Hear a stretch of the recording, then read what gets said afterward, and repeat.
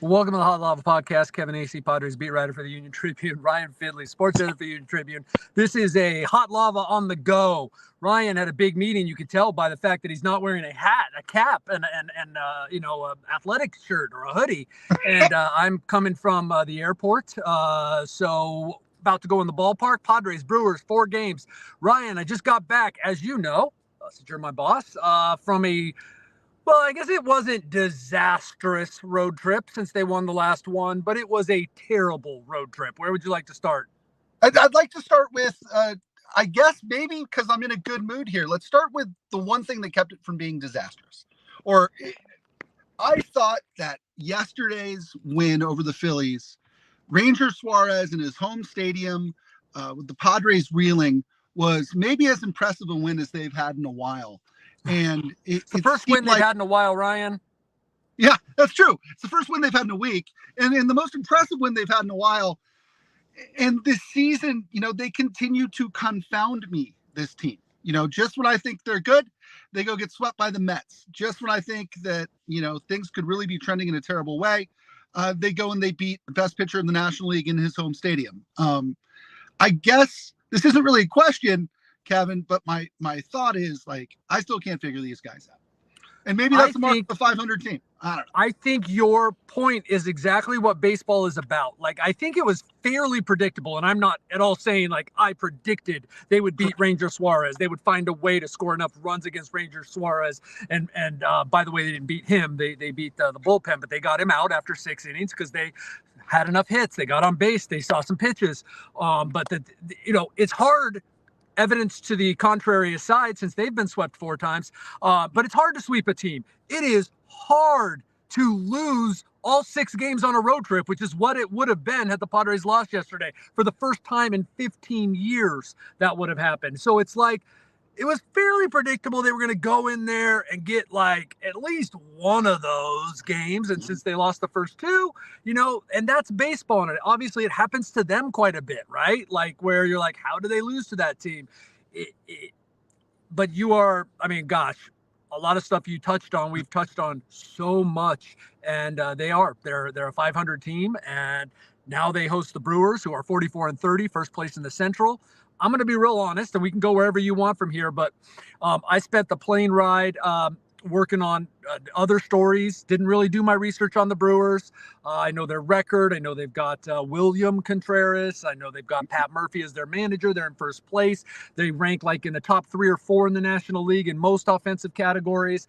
I don't know much else about the Brewers, didn't do my homework, but I'm going to use that as a convenient, because here's the truth. I think the Padres, and it's been proved, are only about whether they win or lose is about them. It's about them. Now, you can say that's about every team, but the Padres are entirely capable of sweeping the Brewers. Right. They are entirely capable of being swept by the Brewers. Yeah, no, you're right. You're right. And I also think, we need to talk accountability among you and I here too. When we talked last Friday, I think I at least said this might be the biggest 10 games of the season coming up. And what happens if they struggle? Well, shoot, Kevin, they're 1-5 through the first 6. The best they could possibly do would be 5-5. Well, what I want to say to you is that you actually said that on Monday when I was in Philadelphia, because there's 10 games left. There were 10 games left in this stretch before the next off day. So, but that does not change. You still had a true statement there that they are 1-5 in their last 6 games. And the gist of your point being that since you said that, they went 1-2 to basically get to 1-5 in the last 6. And where are we going from here? And does this change what you're hearing from the decision makers in the organization as to how all in they are on this year? Or is this just a bad stretch? Not once in the last 3 days did I check with anyone on what the philosophy is, because this is coming at us fast and furious. The trade deadline's still far away, and I have been assured that they are looking to improve their team. What I think it will affect is whether they do, based on, what happens in the next 10, 15, whatever days. Could be sooner than that. Like, let's say if they're 0-7 over these next 7. We got a lot of stuff to talk about if that is the case. Yeah. But how much, what kind of prospects are they willing to deal? What kind of additions to the payroll are they willing to take on? We know there's limits anyway, but they are. I think anyone that expects that right now they're a playoff team, like the team that is performing the way that it is right now, then you're probably off base. But if you think that this team can't be a playoff team, and then if you think a playoff team can't be a championship team, right. Like I do think if the Padres can get out of their own way, that they could, and if they do that, that means that they've found some healthy pitchers. They found another arm that Manny is hitting, that Tatis is hitting. Profar's still playing the way he is, and I actually think, well, then they could actually do something in the playoffs. But right now, they're not in playoff position, and they're not playing like a playoff team. Right. You got to make the tournament before you can win the tournament. And yeah, right now they're not doing it. Yeah, can we touch on a couple of players here? And again, this will be, I'm trying to look on the bright side for some reason today, Kevin. But is Matt Waldron, just like we drew it up at the start of the season, the Padres turned to de facto ace Matt Waldron to stop a losing streak. Is he an all-star at the moment? Yeah, it's interesting. I saw this one power ranking, which I could care less about, right? Like every week, like whoever it is, MLB Network or whoever puts out, right? And he wasn't one of the top 10 pitchers. And it's like, because he sure is over the last month and a half. But whether he's viewed as an all-star, if in his next 3 starts, he keeps doing what he is, and then also, I think on his own merits, if he keeps doing what he's doing over the next 3 starts, he's an all-star. But then also, if he's not chosen to be one of the pitchers based on that knuckleball, then Major League Baseball's got its head up its backside. Wouldn't it be amazing? Because, that's like the most, when he pitches, he's like the most popular player in the majors that day. He's the most viral player on this Padres yes. team. Kind of interesting. They hero at the plate yesterday, at least, and maybe this is just sort of bad luck turned into good luck or whatever. But Kyle Higashioka has kind of an excuse me swing triple. The first of his career there was the difference really in yesterday's game. This is a guy who has done a lot of very good things for this club, especially over the last couple of weeks. When he makes contact, the ball typically goes pretty far, except for when he's hitting check swing triples. How much more do we expect to see this guy playing, or do you run the risk of sort of burning a guy out by playing him much more than he's used to playing in his career? Well, Kyle Higashioka's always played about half the games. He's been that guy, or a little less, I think, but maybe 70 games starts. That's what when I say always, the last few years for the Yankees. And I think you're going to see him probably that much. Right now, he is doing, he did 4 of the 6 games on the road trip where they purposely gave Luis Campusano some time off, but they have been increasingly, it's like at the minimum for about this month at least, Campusano's at the minimum been doing 2 of the 5 pitchers, catching 2 of the 5 pitchers. And it's been Vasquez and Waldron consistently, right? It's been Waldron since Waldron's second start all season. And then it's been Vasquez most of his starts over the last couple months. Right. This is Higashioka for Vasquez. Right. And then, so you got Campusano catching the other 3. Well, recently giving Campusano a king here and there. He didn't do Cease, but Major in New York because Campusano was playing too much, and that was clear. That was clear. So I don't think it's any more that you're going to see campus or I don't think it's any more that you're going to see.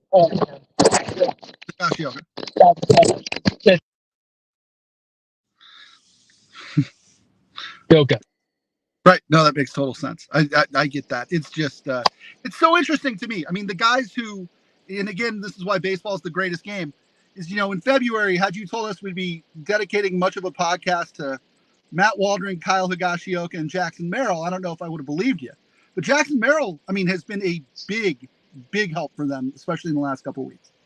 That's what I love about baseball. And like, I end up looking stupid a lot. And if people on certain social media sites actually paid attention to what they said, they would realize that they end up looking stupid a lot. Whenever we try to predict this game or say that something's not going to work or whatever, there it is, right? The other night, Tyler Wade and David Peralta started for Tatis and Kim. You know what? If you said there's no way the Padres are going to win, then you got a prize at the end of the night because Robert Suarez blew his first save. But up until that point, Wade had played a big part in what was going to be a victory, right? And it's like, but anyway, and by the way, I started that out by saying I look stupid a lot of times too, but I love that about baseball. It is so unpredictable, and we all tend to treat it like football sometimes. But Jackson Merrill, to your question, to your point, is, I just think he's so fun. I have thought that since the start of spring training to watch him, to talk to him. Now, is Jackson Merrill a little bombastic? Yes, he is, but he believes it, and I think it's awesome. I do, and I think also what's great about Jackson Merrill being as confident as he is that he is going to remain that way for his entire career. This is not an act. That's who he is. And I think it's part of what makes him who he is. And I think it's why he's going to grow into a leader on the team at some point. Yeah, no, I agree. And again, this guy is contributing at the big league level against very, very good pitching. He doesn't look silly. There are times when, he goes through rough stretches, but man, for a guy who just turned 21, most at bats are fairly professional at bats. It's a maturity I'm not sure I've seen probably since Tatis. And that really, yes, that's 100%. That's physical, that's mental, that's attitude, confidence. That ties into what I said. Like, you do not come up and do what he has done in this league. Have the wherewithal to be able to soak in what veterans, because as confident as this kid is, he's very humble as well and knows his place, and he wants to learn from Donovan Solano, from David Peralta, obviously from, he watches the pitchers and talks to them, obviously wanting to learn from Manny Machado, Fernando Tatis Jr. Luis Ariz is somebody that he's really kind of globbed onto in terms of the knowledge, and so but to be able to then also take that in, process it, and put it into practice, he's a different cat, and I think it's I think it's very, very fortunate. That is who the Padres get a couple more of those, and they might actually be able to perform on their plan of having a core around your high-paid players, a core of young contributors, and actually being a playoff team. Sure. One of their high-paid players, I thought, really delivered some insight here the last couple of days. Manny Machado. I know you had a very long, I thought very insightful conversation with him about his own struggles the other day. Manny's a guy who puts on a brave front most of the time. He leans on cliches an awful lot. He does not tell you how injured he is. He does not tell you how his rehab is coming. He very much does not tend to make excuses. It sounded like he is as frustrated and as baffled as anybody with some of his struggles here lately. Which yes. And I would think that people would, if they put themselves in his place, would like know that, right? Like, who do you think's more frustrated? Those of us who turned the game on for, 7 innings or 5 innings or 2 innings, or the guy going through it looking like like he can't play up there. Which one? Right. The 6-time All-Star that has a 600 OPS. That one? Maybe he's more frustrated. Manny was good. You can read the story about him talking about his swing path. How the elbow, the back elbow is so important, and he's had to tweak. And then you get the tweaks, and you get out of sync, and plus, there's the frustration. There is, whether he acknowledges or not, the weight of knowing that he's the man. He's supposed to be the guy. I think we lost Ryan. What happens when you do a show on the go? Maybe you could tell earlier. I think that I thought my sound went out. I was stumbling all over the car. Anyway, But Manny Machado remains the most important person on this team. His, however it is that he does, Right. for all the other, ink and space on the internet that is devoted to talking about other things that need to go right on this team. And look, I'll put starting pitching up there with Manny Machado. I will. Sure. Maybe even above Manny Machado, but because there is a lineup around Manny. But Manny Machado has to be better. Sure. I wonder too if some of his frustration, again, he is not only slumping and he's been hurt, but you caught him on a road trip where he was in New York and then Philadelphia. My guess he heard about it probably in both of those cities. Yeah, I would guess so. It didn't really even occur to me that is something, but yeah. Now the thing about Manny is he hears about it everywhere, but the thing about those cities is you hear about it unlike everywhere else, Right. both in volume and creativity. Those are very unique places. I got to tell you, Philly is an awesome place to watch a game, especially a night game.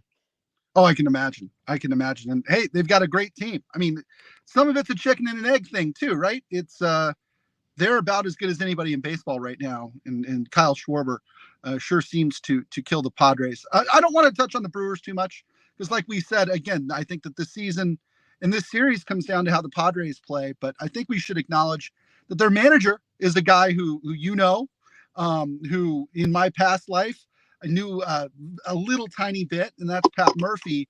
He's doing a job here that if we were voting for National League Manager of the Year, man, I think that he'd be near the top of it. Yeah, I think he would. I don't think there's any doubt, and I think it's fantastic. I think that I think that the manager of the year or what a manager does, it's just so hard to determine, right? These days, all right. There are guys that are given everything and just told, "Hey, keep the clubhouse in line. Motivate them a little bit if you can." And then there's guys who, Mike Schilt is entrusted with more than a lot of managers. So it runs the gamut. But I will tell you that Pat Murphy is a baseball guy who loves his players and does it the right way, and that I do believe resonates. It's the reason he's been around this game. It's why Craig Counsell kept him around so long, right? Before he left to become manager of the Cubs, and Pat Murphy got his job. How they're doing it. They have a lot of good players. They're the team where they have a lot of team wins, right? Yeah. They're not built around anyone. They used to be Christian Yelich, and he's still important when he's healthy. They have deep pitching, not great pitching. They have deep pitching, but they are just getting it done as a team and a team of guys that just came in, the 2010 Padres or whatever, right? Like that's and then Jackson Chirino. I mean, they've got some younger guys, but I just think it's a fantastic story. Right, and he I think is a super compelling figure. He's somebody who I think is physically intimidating. Is somebody who I think can be in your face. I also know enough sort of quote unquote little people in baseball who Pat Murphy has been just a prince to over the years, who swear by him. I'll tell this story just cause, sometimes it's just luck you came across someone and they know the one good story about a guy. Right. But Pat Murphy took an Uber ride with the same guy, The Brewers had just been in town in Kansas City. And the gentleman has a son at home with Down syndrome. And Pat has been active and has friends that have children that have Down syndrome. And he said that Pat Murphy this was the gist of the story, was just the greatest guy, asked the most compelling questions, was just like a regular dude. And then the $100 tip showed up on the guy's app. And it's like, that's not Christian Yelich. That's not Manny Machado. Pat Murphy ain't making $1 million a year. I'll guarantee you that. Right. Right. He replaced Craig Counsell because Craig Counsell wanted too much money. Yeah. That's. So I'm not saying I'm just saying I have heard it was such a random thing. Mhm. But as you were alluding to, it was just yet another story I heard of Pat Murphy. Yeah, absolutely. Again, he coached at Arizona State. Back when I lived in that state, he managed the AAA Tucson Padres. When I was living in that city, covered him a couple of times, and again, just a guy who I find to just be super compelling because he's not as he appears, which I think is a total compliment to him. He's this sort of linebacker of a guy who there's far more depth there than you might think. Yeah. So we should go over who he's throwing out there, and it's all right-handers. Okay. Well, that's good if you're the Padres. If you're the Padres. Now, they will get, I believe, 3 left-handers against the Nationals because I don't believe the Nationals have an active starting pitcher who is a right-hander right now. They had one, he's on the IL. But the Bryce Wilson, you recognize that name. Colin Ray, you recognize that name. And then you probably have to follow baseball a bit to Carlos Rodriguez, Tobias Myers. And then the Padres will counter with Adam Mazier tonight.